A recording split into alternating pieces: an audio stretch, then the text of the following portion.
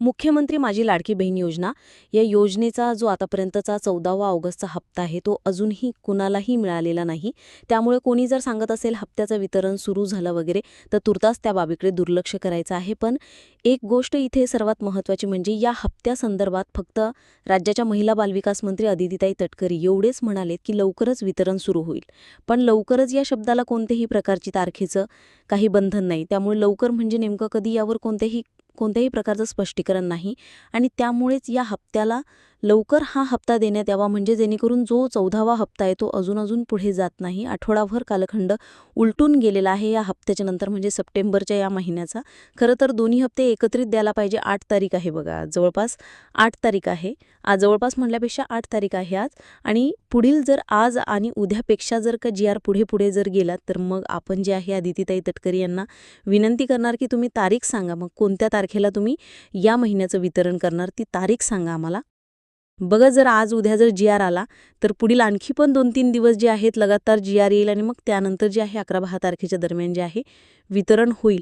पण वितरण ज्यावेळेस होईल आपण जर म्हणलं नाही सर ज्यावेळेस वितरण होईल त्यावेळेस होऊ द्या असं जर म्हणलं तर मग वितरणाचा हा महिना पण जाईल तरी वितरण होणार नाही. त्यामुळे आपल्याला जो आहे आपला आवाज सरकारापर्यंत पोहोचवणं अत्यंत गरजेचं आहे. आपली मागणी सरकारापर्यंत पोहोचवणं गरजेचं आहे.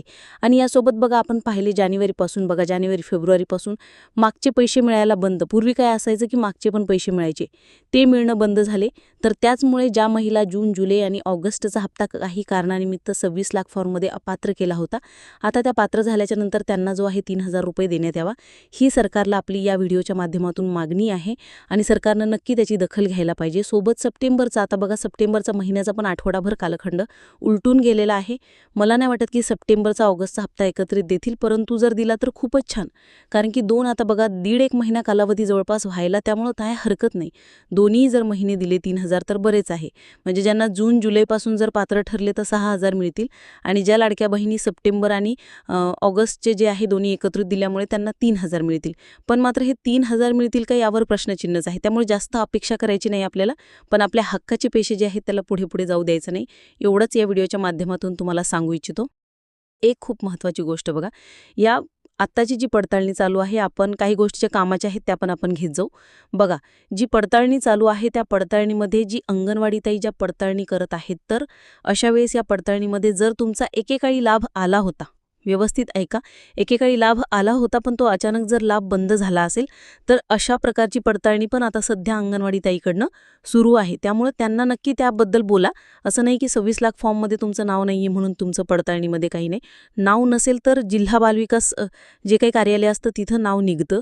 परंतु अशा वेळेस तुम्ही बालविकास प्रकल्प अधिकारी किंवा अंगणवाडीताईलाच विनंती करा, आमचं नाव लाभार्थी यादीमध्ये अपडेट करा. म्हणजे थोडक्यात सांगायचं तात्पर्य, जर तुमचा कोणत्याही कारणानिमित्त जर का एकेकाळी लाभ आला होता आणि अचानक बंद झाला असेल तर अशा वेळेस अंगणवाडीताईला यावेळेस पडताळणीमध्ये नक्की सहभागी होऊन जे आहे तुम्ही पात्र यादीमध्ये तुमचे नाव जर तुम्ही लाभार्थी असता तर अपडेट करायचे सांगावे.